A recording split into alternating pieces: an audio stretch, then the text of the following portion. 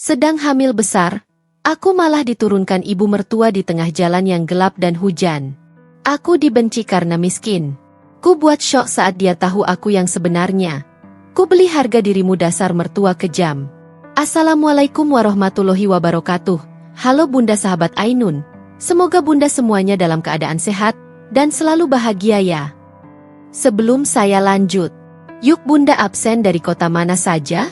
Dan buat yang sudah like, komen, dan subscribe semoga rezekinya dilancarkan ya. Yuk, langsung kita mulai kisahnya. Hujan mengguyur tanpa ampun malam itu. Butiran air jatuh deras, menampar atap mobil dengan suara riuh yang menenggelamkan hampir semua bunyi lain. Lampu-lampu jalan jarang sekali terlihat. Sebagian padam karena badai. Jalanan basah, licin, dan gelap. Sesekali kilat menyambar langit, memperlihatkan bayangan pepohonan besar yang berdiri angkuh di sisi jalan, menambah suasana mencekam. Aku duduk di kursi belakang dengan perut besar yang kian sering terasa kencang. Nafasku memburu, kedua tanganku tak lepas dari perutku, mencoba menenangkan si kecil yang seakan ikut gelisah. Baju yang kupakai sudah lembab karena keringat dingin, meski AC mobil dimatikan sejak tadi. Tubuhku bergetar, antara takut, sakit, dan rasa tak berdaya yang semakin menggerogoti. Di kursi depan, wajah mertuaku yang dingin tampak jelas sesekali saat kilat menyambar. Matanya penuh kebencian, bibirnya mengatup rapat. Namun ketika terbuka hanya kata-kata kasar yang keluar. Sudah kubilang dari awal, kau tidak pantas masuk ke keluarga kami. Suaranya melengking, keras, menusuk telinga. Aku sudah muak melihat wajahmu. Kau cuma perempuan miskin. Tidak ada yang bisa kau banggakan selain kandungan itu. Dan anak dalam perutmu itu pun, belum tentu bisa mengangkat derajat keluarga kami. Kata-kata itu seperti petir yang menyambar jantungku. Sesak, pedih, dan membuatku ingin berteriak. Aku menggigit bibirku sendiri, mencoba menahan tangis, tapi air mata tetap saja jatuh, mengalir deras membasahi pipi. Bu, tolong! Suaraku bergetar, hampir tak terdengar karena derasnya hujan. Saya sedang hamil besar, jalanan sepi, gelap, hujan deras. Kalau ibu turunkan saya di sini, bagaimana saya bisa pulang? Saya bisa kenapa-kenapa. Namun belas kasihan seolah tak ada dalam kamusnya. Ia malah tertawa sinis, tertawa yang dingin dan penuh penghinaan. Kau pikir aku peduli? Kau pikir aku mau membiarkan nama baik keluarga kami tercoreng gara-gara punya menantu sepertimu? Kau itu cuma aib. Menantu yang hanya membawa sial. Dadaku terasa sesak, bukan hanya karena tangis, tapi juga karena rasa sakit yang semakin sering datang di perutku. Aku tahu ini bukan sekadar kencang biasa. Ada tanda-tanda yang membuatku takut. Kandunganku belum waktunya. Tapi malam itu tubuhku seolah ikut menolak perlakuan kejam yang kuterima. Tiba-tiba mobil berhenti mendadak. Rem berdecit keras, membuat tubuhku terhentak ke depan. Perutku nyaris menghantam kursi, dan aku mengerang pelan, memegangi perutku yang semakin menegang. Turun! Bentak mertuaku sambil menoleh ke arahku dengan mata menyala penuh amarah. Aku terdiam, tubuhku kaku. Bu, jangan, saya mohon. Kalau kau tidak mau turun, aku yang akan menyeretmu keluar. Tangannya meraih pintu, membukanya, lalu menarik lenganku dengan kasar. Aku terhuyung, hampir jatuh ke genangan air hujan di jalan. Angin dingin langsung menyapu tubuhku. Seketika, hawa di luar terasa seperti neraka dingin. Baju yang tadi masih lumayan hangat kini basah kuyup seketika. Air hujan mengguyur dari kepala hingga kaki. Aku menoleh, menatap matanya dengan penuh rasa tak percaya. Bagaimana mungkin seorang ibu tega memperlakukan menantunya seperti ini, apalagi dalam kondisi sedang mengandung cucunya sendiri? Namun yang kulihat hanyalah tatapan penuh jijik, seolah aku bukan manusia, melainkan kotoran yang harus segera dibuang. Pergi sana. Dasar perempuan miskin tak tahu diri. Jangan pernah injakan kakimu lagi di rumah keluarga kami.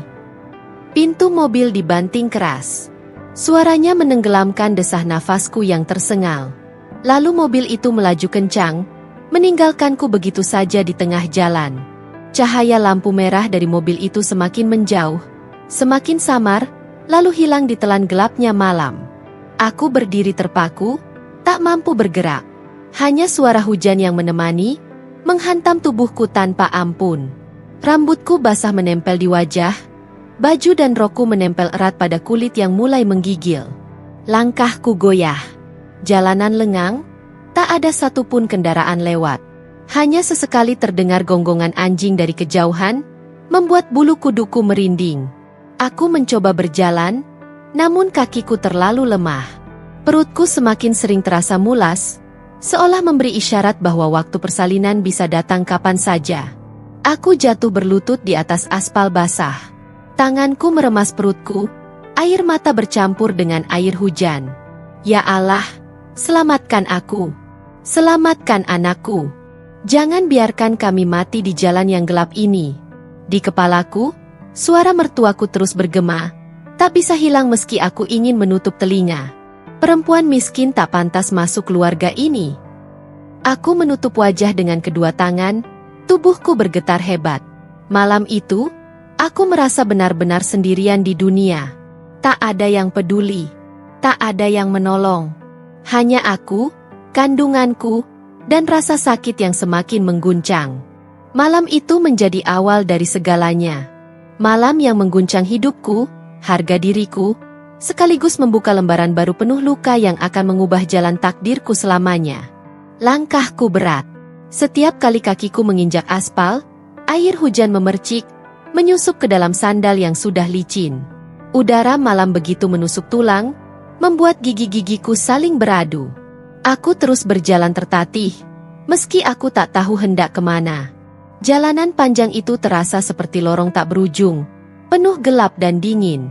Perutku kembali mengeras, kali ini lebih sakit daripada sebelumnya. Nafasku tersengal-sengal, bibirku bergetar, bukan hanya karena kedinginan, tetapi juga karena ketakutan yang kian membuncah. Setiap langkah seperti mengikis sisa tenaga yang kupunya. Aku ingin berteriak meminta tolong, namun suara yang keluar hanya lirih, tenggelam dalam derasnya hujan. Beberapa kali aku berpapasan dengan orang-orang yang berteduh di bawah emperan toko. Mereka menatapku, sekilas, lalu berpaling. Ada yang menutup pintu, ada yang kembali tenggelam dalam percakapan, seolah aku hanya bayangan yang lewat. Tak seorang pun mendekat, tak seorang pun bertanya. Dunia seakan memutuskan untuk membiarkanku sendiri malam itu. Aku teringat rumah kecilku yang dulu kucintai, tempatku selalu merasa aman meski sederhana. Terbayang wajah suamiku ketika pertama kali kami menikah, penuh janji untuk melindungi dan mencintaiku. Tapi kenyataannya, ia memilih diam saat ibunya mempermalukanku. Ia membiarkan aku diusir tanpa kata pembelaan. Bayangan itu menyayat hatiku, lebih tajam dari hujan yang mendera. Tubuhku goyah. Aku mencari-cari pegangan, lalu bersandar pada tiang listrik yang dingin. Aku menunduk, air hujan menetes dari ujung rambutku ke tanah. Dalam benakku hanya ada satu doa, semoga anakku baik-baik saja. Semoga aku kuat menanggung semua ini. Aku berjalan lagi. Kaki kanan kiri seperti bukan milikku.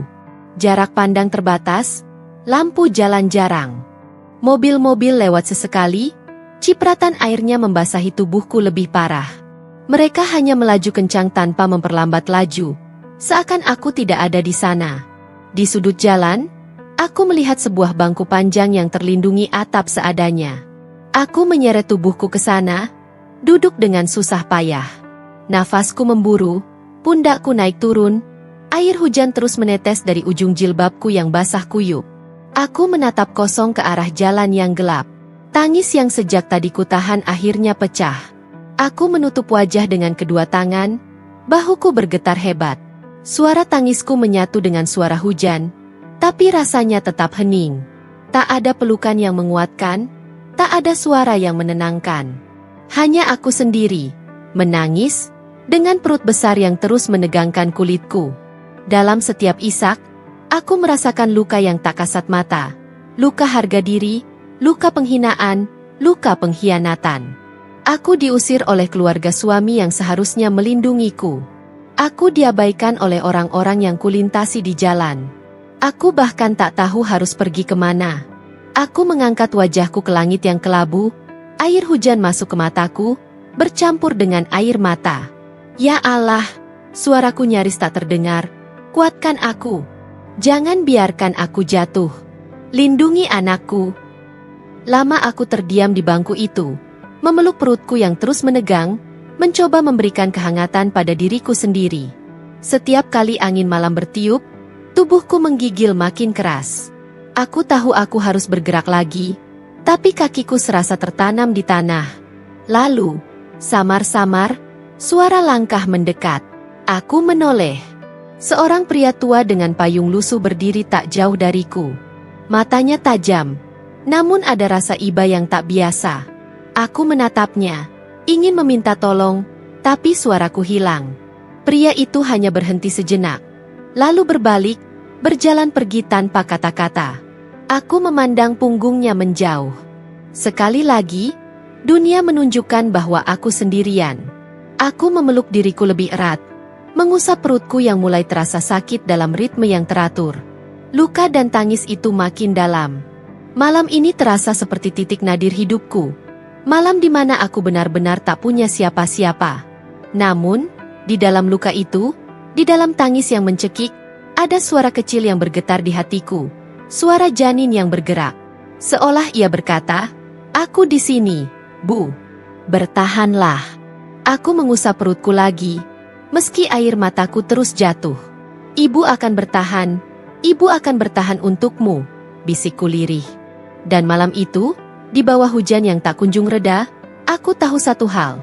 Meski aku telah dihancurkan oleh mereka yang seharusnya melindungi, aku tidak akan menyerah.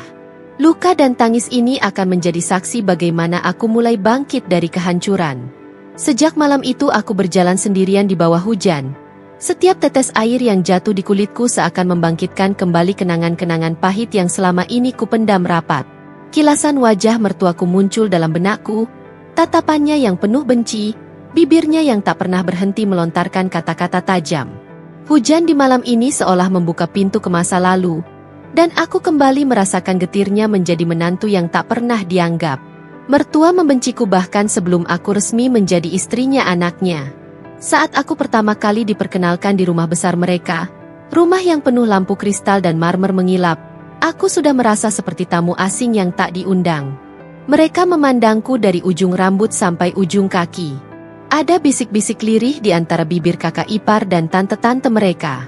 Ada tatapan menilai, mengukur, menghakimi. "Apa pekerjaan orang tuanya?" tanya mertuaku kala itu, dengan suara datar tapi menusuk. Aku menjawab pelan, "Ayah saya sudah meninggal, Bu. Ibu saya hanya berjualan sayur di pasar." Seketika ruangan itu terasa hening. Namun bukan hening yang nyaman, melainkan hening yang syarat ejekan. Mertua menghela napas panjang, lalu mengangkat alisnya tinggi-tinggi. "Begitu?" Hanya itu jawabannya. Tapi nada suaranya membuatku merasa kecil, kerdil, dan hina. Aku mencoba tersenyum, menahan diri agar tidak menunjukkan rasa sakit yang mengalir di dadaku. Tapi sejak hari itu, aku tahu, aku bukan calon menantu yang diharapkannya. Setelah menikah pun, keadaan tidak berubah. Mertua selalu mencari-cari kesalahanku. Sekecil apapun. Jika aku membuat teh untuknya, ia akan berkata, "Teh ini terlalu manis. Kau memang tak pernah belajar rasa." Jika aku membersihkan ruang tamu, ia akan menemukan debu sekecil titik dan berkata, "Beginikah caramu membersihkan rumah? Malas." Semua kebaikanku dianggap palsu. Aku pernah mengantar obat untuknya saat ia sakit. Ia malah menuduhku berpura-pura baik agar mendapat pujian dari suamiku. Pernah aku menjahitkan bajunya yang robek. Ia malah berkata aku sengaja merusaknya agar bisa sok berjasa. Aku pernah mendengar percakapan antara mertua dan salah satu saudaranya. Mereka tak tahu aku berdiri di balik pintu. "Anak kita bodoh sekali menikahi gadis miskin itu," kata mertua. "Perempuan seperti dia hanya numpang hidup. Tidak ada harga diri." Kalimat itu masih membekas hingga hari ini. Seperti api yang membakar lambat-lambat. Aku selalu berusaha sabar. Aku berkata pada diriku sendiri, dia ibunya suamiku. Aku harus hormat. Aku menahan air mata setiap kali dihina. Aku berusaha melayani dengan tulus. Tapi apapun yang kulakukan selalu salah di matanya. Suamiku sering diam. Kadang aku memohon padanya agar ia bicara, agar ia melindungiku. Ia hanya berkata lirih, "Sabar ya, dia memang begitu." Lalu diam kembali, tenggelam dalam dunianya sendiri. Diamnya suamiku itu yang paling menyakitkan. Diam yang membuatku merasa benar-benar sendirian. Aku juga teringat saat pertama kali mengandung. Bukannya bahagia, mertua justru sinis. Hamil? Cepat sekali. Bisa saja ini cuma caranya supaya anak kita makin terikat. Perempuan miskin memang pandai memperangkap. Kata-kata itu kutelan bulat-bulat, menggoreskan luka yang tak pernah sembuh. Kilasan-kilasan ini datang silih berganti di kepalaku, bagai potongan film yang diputar ulang. Aku duduk bersandar di bangku dingin. Hujan terus turun, tubuhku gemetar. Semua penghinaan itu kini berputar seperti badai di dalam pikiranku.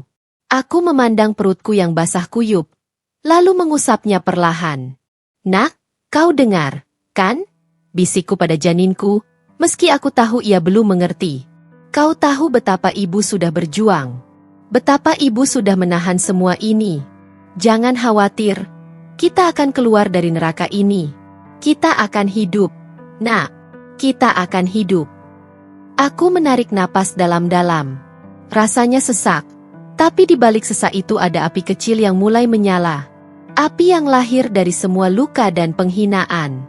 Api yang akan kubawa sampai aku benar-benar berdiri tegak suatu hari nanti.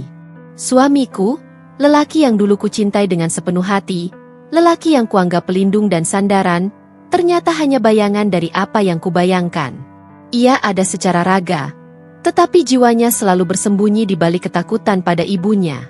Aku tahu, jauh di dalam hatinya, ia mencintaiku. Aku bisa merasakan itu dari caranya menatapku saat kami berdua, dari genggaman tangannya yang kadang begitu erat seolah ia takut kehilanganku. Namun cinta yang tak berani diperjuangkan hanya menjadi ilusi yang menyakitkan. Setiap kali aku dipermalukan oleh mertuaku, ia hanya menunduk. Bibirnya terkunci rapat, matanya menghindar, seakan-akan jika ia tak melihat maka luka itu tak ada. Aku menunggu, setiap saat menunggu, kata pembelaan darinya, sekecil apapun. Namun yang kudapat hanya hening. Aku masih ingat satu peristiwa di ruang makan keluarga. Aku memasak sup ayam dengan penuh hati-hati. Aku tahu mertua suka makanan gurih, jadi kutambahkan sedikit bumbu lebih dari biasanya. Ketika hidangan itu kusajikan, ia hanya mencicipinya sedikit, lalu meletakkan sendok dengan suara keras. Rasanya hambar. "Apa kau tidak punya lidah? Masakan begini bisa bikin orang sakit perut." Semua orang terdiam. Aku menunduk, berusaha menahan air mata. Lalu aku menoleh ke suamiku, berharap ia berkata sesuatu, apa saja. Tapi yang kulihat hanyalah ia menunduk lebih dalam. Jarinya sibuk menggulung ujung serbet, wajahnya kaku. Tak ada kata yang keluar. Hatiku hancur. Aku merasa berdiri sendirian, dihadapkan pada cemooh, sementara orang yang seharusnya berdiri di sisiku memilih bersembunyi. Aku tahu ia bukan tidak melihat penderitaanku. Kadang, di malam hari, saat kami berbaring bersama, ia meraih tanganku dan berkata lirih, "Maafkan aku." Hanya itu. Tidak ada janji akan melindungi, tidak ada keberanian untuk menegakkan kebenaran. Hanya maaf yang hampa. Dan aku selalu menangis dalam diam, membiarkan bantal menyerap air mataku. Aku memaafkannya, tapi hatiku terkikis sedikit demi sedikit. Suamiku seperti anak kecil yang tak pernah lepas dari bayang-bayang ibunya. Setiap langkahnya dikendalikan. Setiap keputusannya harus mendapat restu.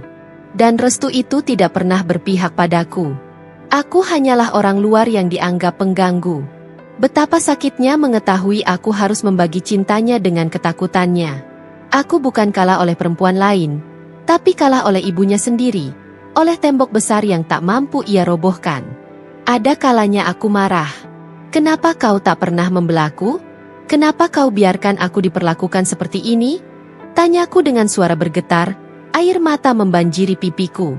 Ia hanya menatapku lama, lalu memelukku dengan wajah penuh putus asa. Aku takut melawan ibu. Kau tahu, sejak kecil aku dibesarkan dengan cara itu. Aku tidak bisa menentangnya. Kata-katanya menusukku lebih dalam daripada penghinaan mertua. Karena dari sanalah aku sadar, suamiku memang tak berdaya. Cintanya padaku nyata, tapi ia tak pernah punya keberanian untuk memperjuangkannya. Seiring waktu, aku belajar untuk tidak lagi berharap banyak. Aku berhenti menunggu pembelaannya. Setiap hinaan dari mertuaku telan sendiri. Setiap lukaku pendam dalam diam. Dan setiap kali aku merasakan sakit itu, aku berkata pada diriku sendiri, jangan bergantung pada siapapun, bahkan pada suamimu sendiri. Tapi di lubuk hatiku yang paling dalam, luka itu tetap menganga.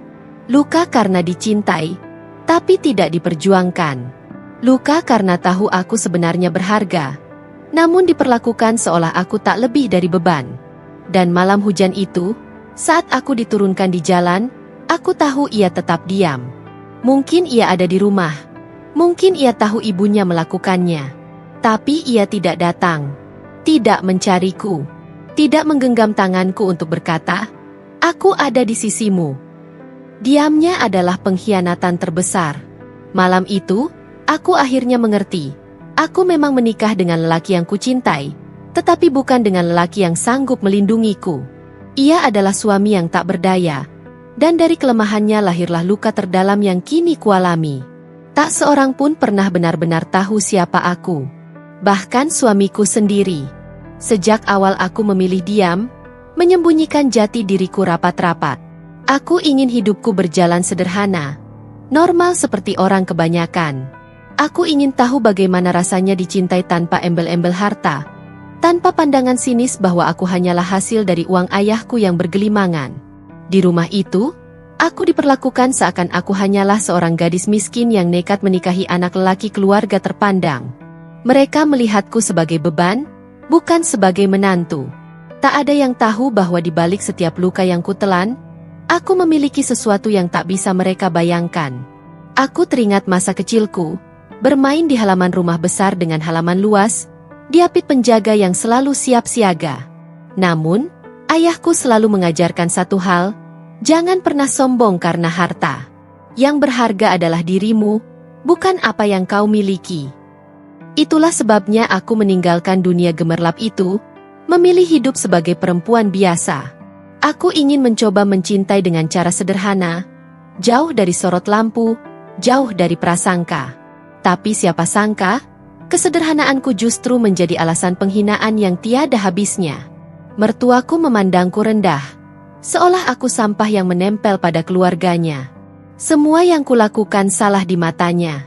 Masakan yang kubuat dikatakan tak layak makan. Caraku berpakaian disebut memalukan, bahkan keberanianku untuk hamil pun dianggap sebuah kesalahan besar. Sementara suamiku, ia hanya diam. Aku tahu ia mencintaiku. Aku merasakannya dalam setiap pelukan singkat, dalam tatapan matanya saat aku nyaris menyerah. Namun, ketakutannya pada ibunya jauh lebih besar.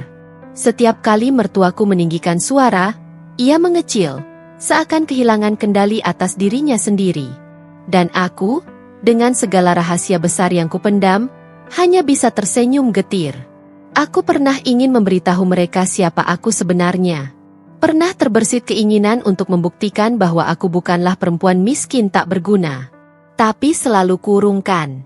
Aku ingin mereka menilai diriku, bukan nama keluargaku. Aku ingin dicintai karena hatiku, bukan karena kekayaan yang melekat pada darahku.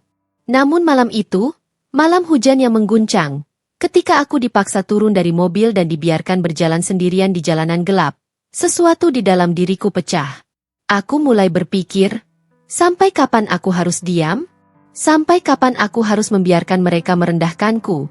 Sementara aku punya segalanya untuk membuat mereka bertekuk lutut? Rahasia yang selama ini kujaga rapat-rapat mulai bergetar di ambang bibirku.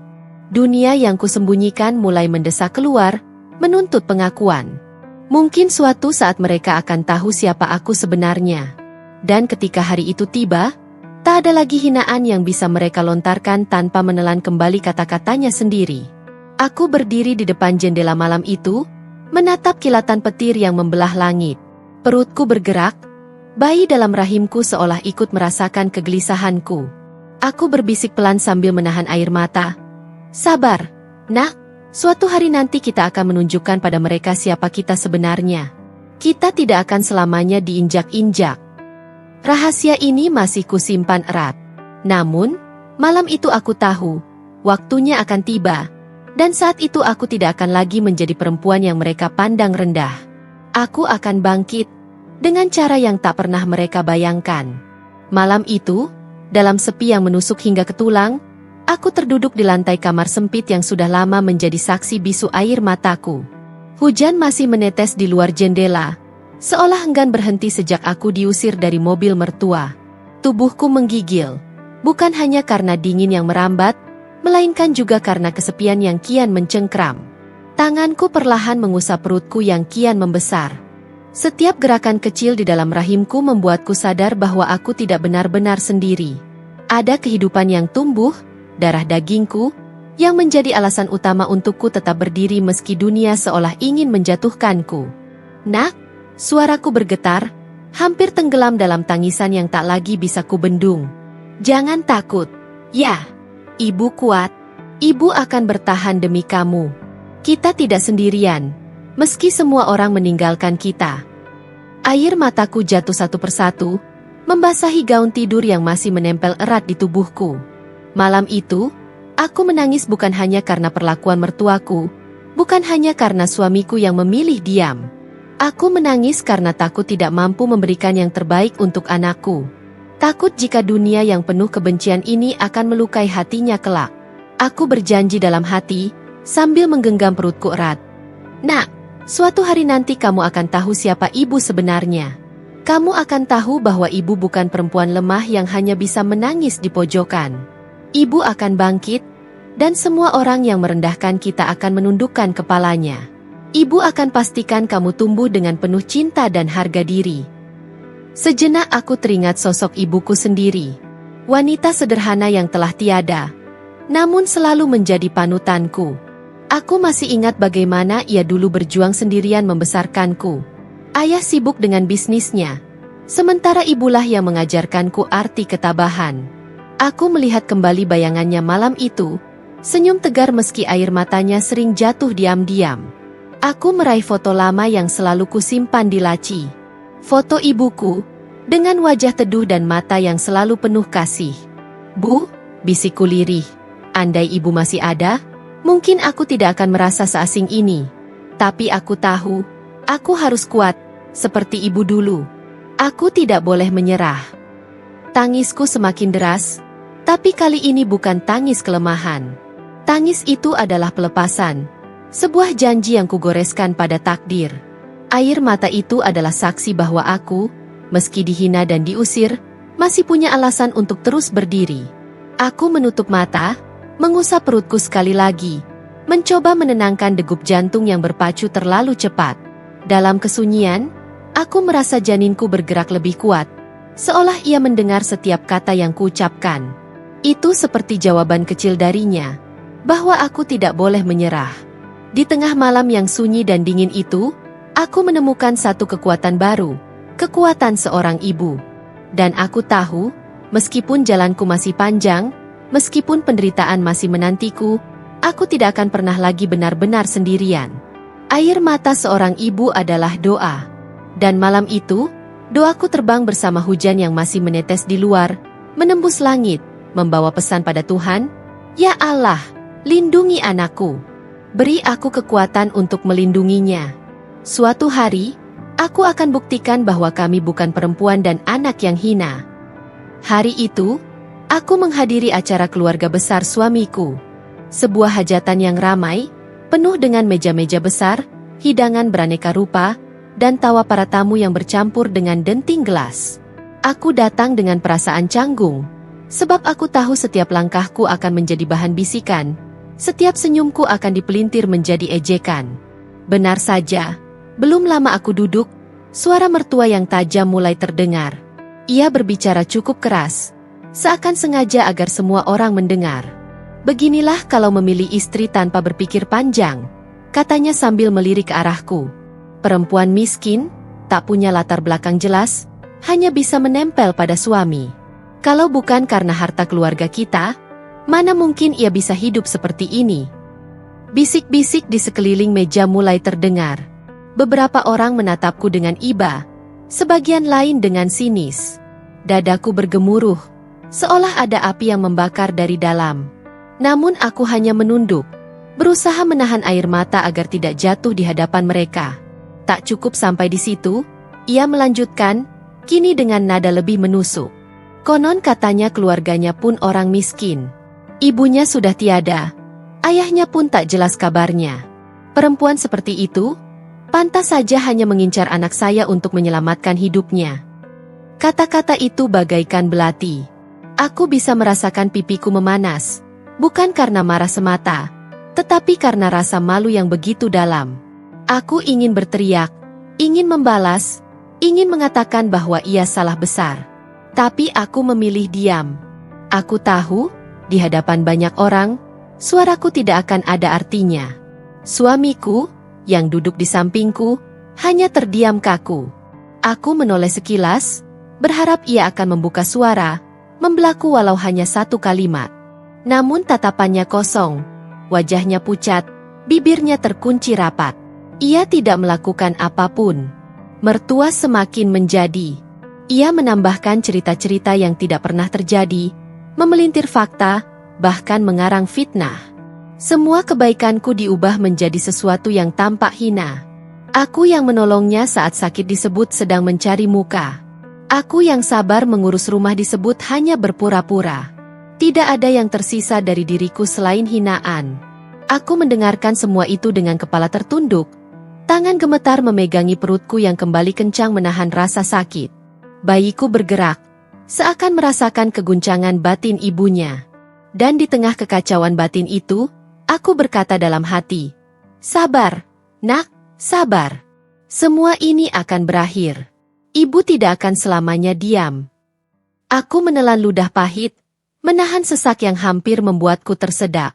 Orang-orang tertawa, sebagian pura-pura tidak mendengar, sebagian lagi menikmati drama itu seperti hiburan gratis. Aku menjadi tontonan, korban dari kebencian mertua yang tak pernah puas. Hari itu aku sadar, ini adalah pukulan terakhir yang bisa kuterima tanpa membalas. Aku tahu, jika aku terus diam, mereka akan semakin berani. Jika aku terus menunduk, mereka akan terus menginjak.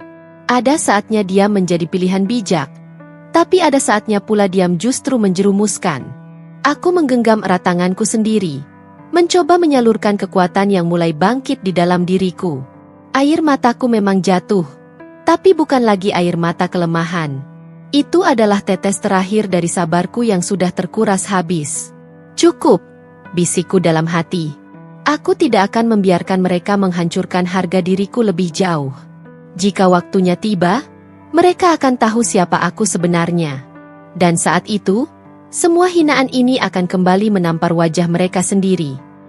Hari itu aku masih diam, tapi di dalam diriku, sebuah pintu telah terbuka. Pintu menuju keberanian yang selama ini kutahan rapat-rapat. Dan aku tahu, langkah besar akan segera dimulai. Hari itu datang dengan langit cerah, seakan semesta ikut merestui langkah baruku.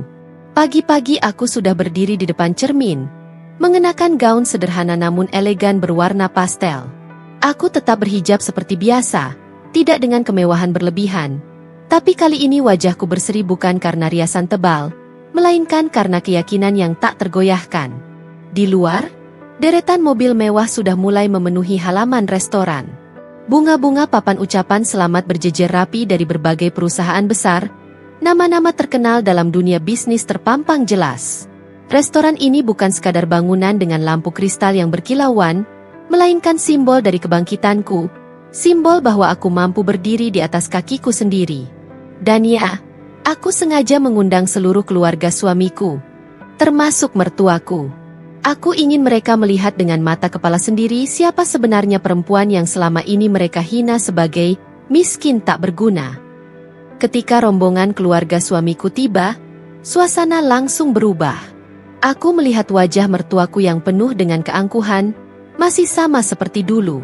Ia masuk dengan langkah tegap, disambut oleh beberapa tamu yang mengenalnya. Aku bisa merasakan tatapannya yang meremehkan menelusuri ruangan, seolah ia ingin memastikan bahwa aku tidak pantas berada di tempat semewah ini. Namun detik berikutnya, matanya membesar saat melihat papan ucapan selamat yang bertuliskan namaku sebagai pemilik. Para tamu yang hadir menyapaku dengan hormat, beberapa pengusaha ternama menyalami tanganku dengan penuh penghargaan. Seorang pejabat bahkan datang khusus untuk meresmikan restoranku. Semua itu membuat mertuaku tercekat, meski bibirnya tetap berusaha tersenyum kaku. Aku melangkah naik ke panggung kecil yang sudah disiapkan. Mikrofon ku genggam erat, bukan karena gugup, tetapi karena aku tahu ini adalah momen penting. Suara gemuruh tamu mulai mereda. Semua mata tertuju padaku. Assalamualaikum warahmatullahi wabarakatuh. Suaraku lantang, menembus kerumunan. Hari ini bukan hanya peresmian sebuah restoran, tetapi juga peresmian langkah baru dalam hidupku. Restoran ini adalah bukti bahwa setiap luka bisa menjadi kekuatan. Setiap penghinaan bisa menjadi bahan bakar untuk berdiri lebih tinggi. Beberapa orang bertepuk tangan, beberapa lagi terdiam, menunggu apa yang akan kukatakan selanjutnya. Aku mengalihkan pandanganku sejenak ke arah mertuaku, yang duduk di kursi VIP. Wajahnya kaku menahan rasa tidak percaya. Aku tahu, lanjutku, suaraku bergetar namun tegas. Tidak semua orang percaya padaku. Ada yang mengatakan aku hanya menumpang hidup, ada yang menghina latar belakang keluargaku. Tapi hari ini, aku berdiri di sini bukan dengan membawa nama siapapun, melainkan dengan jerih payahku sendiri. Tepuk tangan bergema lebih keras kali ini. Aku bisa merasakan mataku panas, tapi aku menahan air mata agar tidak jatuh. Aku tidak ingin terlihat lemah di hadapan mereka. Setelah acara peresmian, para tamu berkeliling menikmati hidangan. Aku melihat mertuaku berdiri kaku, dikelilingi oleh beberapa orang yang justru memuji restoran ini dan menyebut namaku dengan penuh kekaguman. Untuk pertama kalinya, aku melihat wajah mertuaku pucat, kehilangan kata-kata. Di luar, sebuah mobil mewah berhenti. 10 pengawal turun serempak, berdiri tegap di sisi pintu. Dari dalam mobil, seorang pria yang sudah lama menjadi partner bisnis keluargaku turun dan langsung menghampiriku dengan hangat. Orang-orang mulai berbisik, suasana makin ricuh oleh rasa penasaran. Aku tersenyum samar. Inilah kebangkitanku. Inilah panggung di mana harga diriku kembali kutegakkan. Hari ini, bukan lagi aku yang menunduk di hadapan hinaan mereka. Hari ini, merekalah yang harus menunduk, menelan semua kata-kata mereka sendiri. Suasana di halaman restoran itu mendadak hening ketika deru mesin mobil mewah berhenti tepat di depan pintu utama. Mobil hitam berkilau dengan plat khusus itu menarik perhatian semua tamu yang hadir. Orang-orang yang tadinya sibuk berbincang, mendadak terdiam, bahkan para fotografer dari media yang diundang buru-buru mengangkat kamera mereka. Pintu mobil terbuka, dan udara seolah berhenti berputar sesaat. Aku melangkah turun dengan gaun elegan berwarna emerald yang jatuh anggun mengikuti langkahku. Hijabku kususun rapi, sederhana tapi memancarkan wibawa. Sepatu hak yang kukenakan beradu dengan lantai marmer, menghasilkan bunyi ritmis yang terdengar jelas di tengah keheningan itu. 10 pengawal berpakaian formal langsung bergerak sigap, membentuk formasi mengelilingiku. Tatapan tamu-tamu mengikuti setiap langkahku. Ada yang kagum, ada yang terkejut, ada pula yang saling berbisik tak percaya. Mereka tak menyangka, perempuan yang selama ini dicibir sebagai menantu miskin, kini hadir bak seorang wanita terpandang. Aku menegakkan kepala, berjalan mantap menuju karpet merah yang telah disiapkan panitia. Tatapanku lurus ke depan. Namun dari sudut mata aku bisa melihat jelas wajah mertuaku. Ia membelalak, matanya hampir keluar menatapku, mulutnya sedikit terbuka tanpa suara. Wajah yang selama ini penuh dengan kesombongan kini dipenuhi keterkejutan, bahkan sedikit ketakutan. Bukankah itu menantunya? Bisik seseorang di antara tamu undangan. Ya Allah, lihat pengawalnya, seperti pejabat tinggi, sahut yang lain. Katanya miskin. Bagaimana mungkin ia bisa hadir seperti ini? Bisikan itu menjadi riuh rendah, bercampur dengan suara kamera yang terus membidik. Namun aku tidak berhenti melangkah.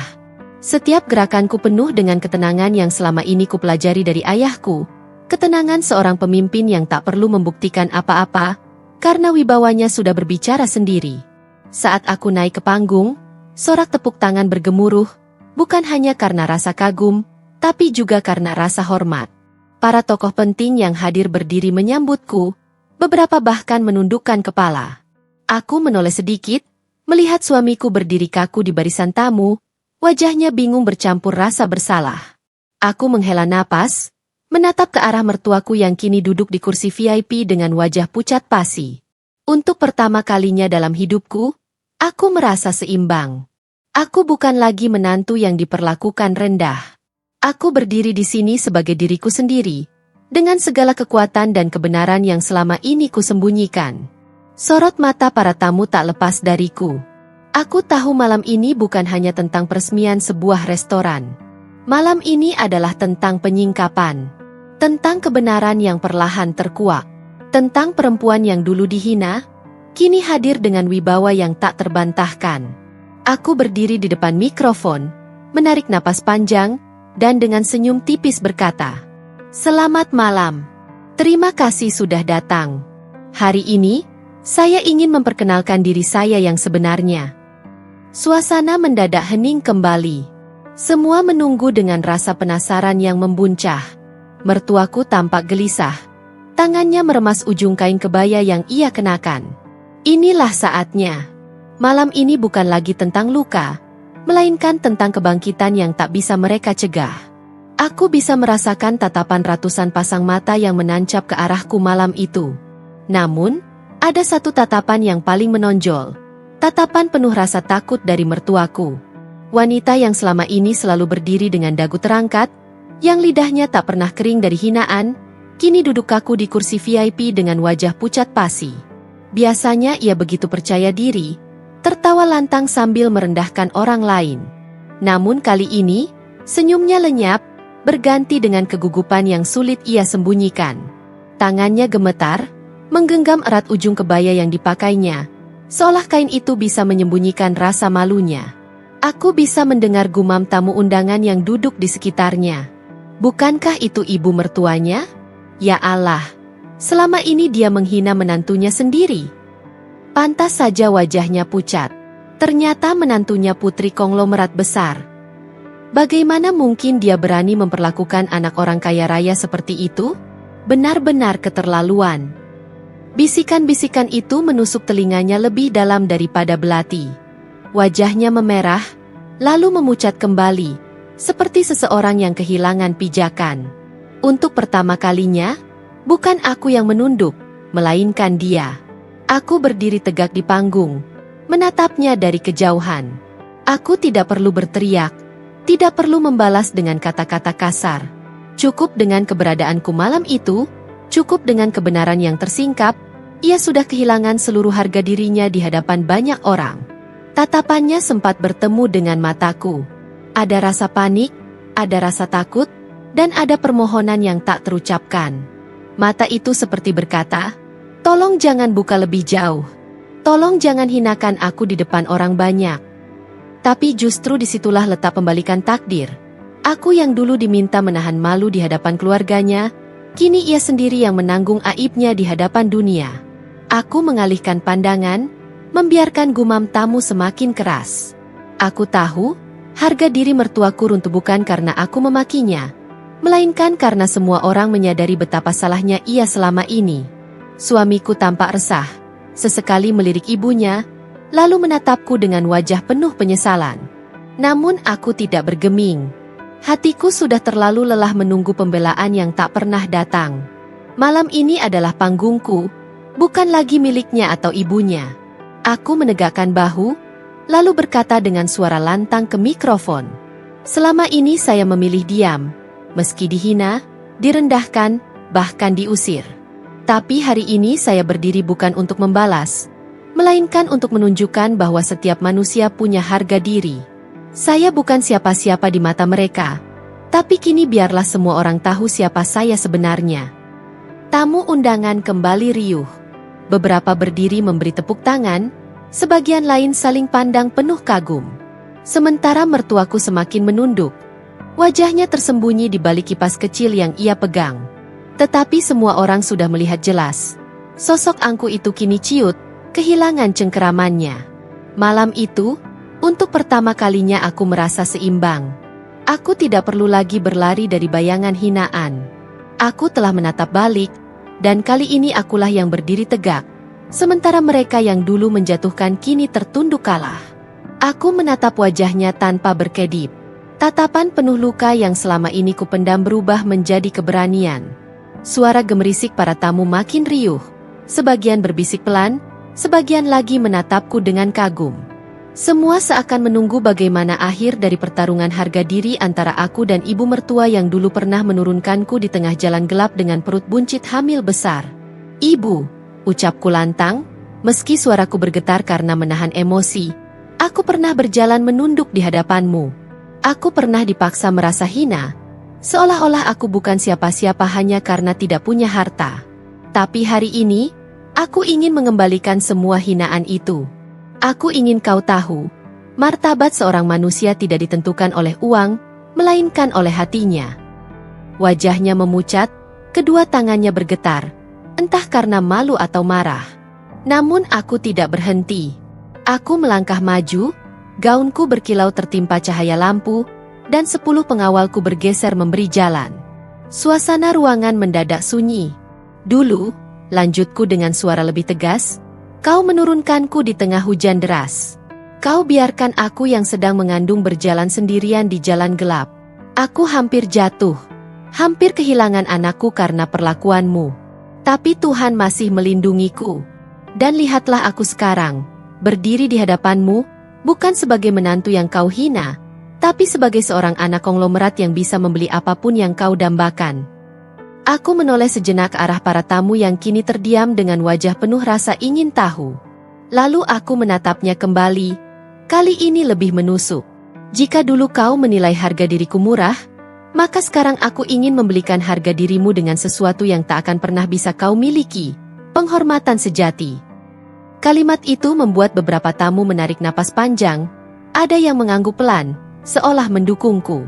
Ibuku yang duduk di kursi paling depan menutup mulutnya dengan tangan. Matanya berkaca-kaca menyaksikan putrinya berdiri setegak itu. Ibu mertuaku menggertakkan gigi, namun suaranya tercekat. Ia mencoba membuka mulut, tapi tak ada kata yang keluar. Tatapannya penuh rasa takut bercampur penyesalan. Semua tamu sudah melihat betapa rapuhnya ia kini. Aku melangkah lebih dekat, berhenti tepat di hadapannya. Aku tidak datang ke sini untuk membalas dendam dengan tangan kotor. Aku hanya ingin kau merasakan apa yang selama ini aku rasakan. Dianggap rendah, diinjak harga dirinya, dan dipermalukan di depan banyak orang. Bedanya, aku tidak menurunkanmu di jalan. Aku memberimu kesempatan untuk menundukkan kepalamu sendiri. Aku mengangkat daguku, berdiri semakin tegak. Semua mata tertuju padaku. Mulai hari ini, aku tidak akan lagi hidup dalam bayangan penghinaanmu. Mulai hari ini, aku yang menentukan bagaimana keluargaku diperlakukan. Dan jangan pernah lagi kau mencoba menginjak harga diriku, karena aku sudah membuktikan, aku mampu berdiri lebih tinggi darimu. Terdengar tepukan tangan dari salah satu tamu, lalu disusul yang lain, hingga seluruh ruangan bergemuruh dengan tepuk tangan panjang. Ibu mertuaku menunduk dalam-dalam, wajahnya memerah, tubuhnya gemetar menahan malu.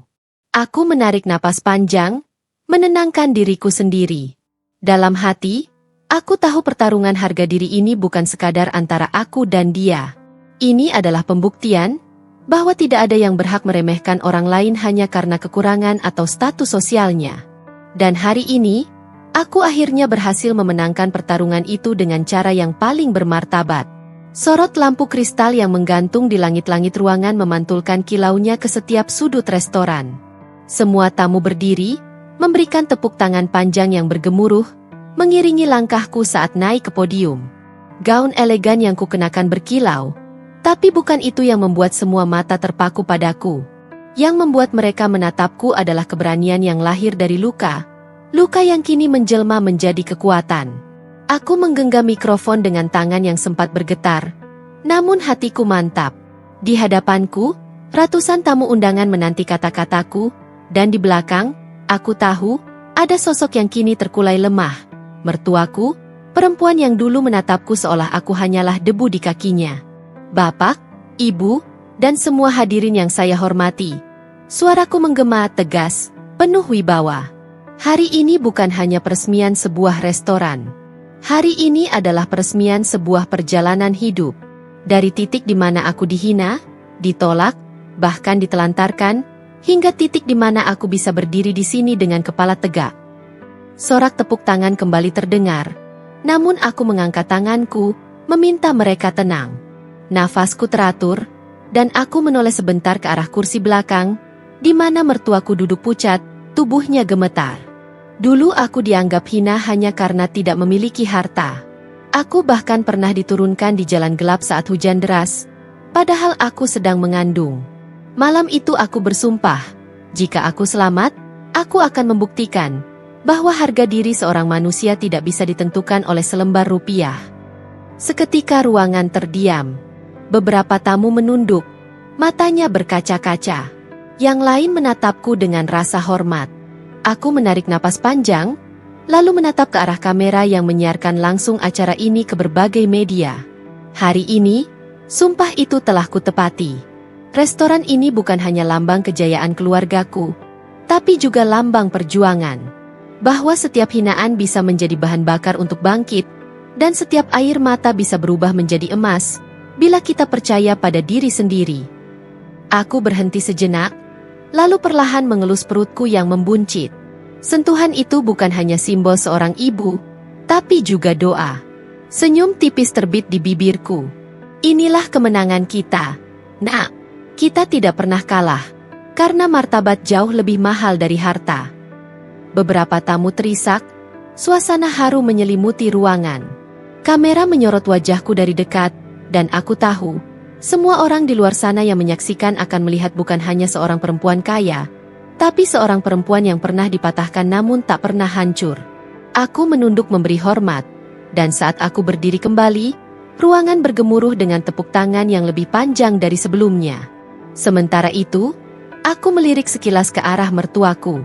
Wajahnya pucat pasi, matanya kosong, tubuhnya goyah seakan tak lagi mampu menahan kenyataan. Namun aku tidak datang untuk menghinanya kembali. Aku tidak ingin menjadi cermin dari kebenciannya. Aku ingin berdiri lebih tinggi, dengan cara yang terhormat. Aku menatapnya sebentar, lalu tersenyum tipis.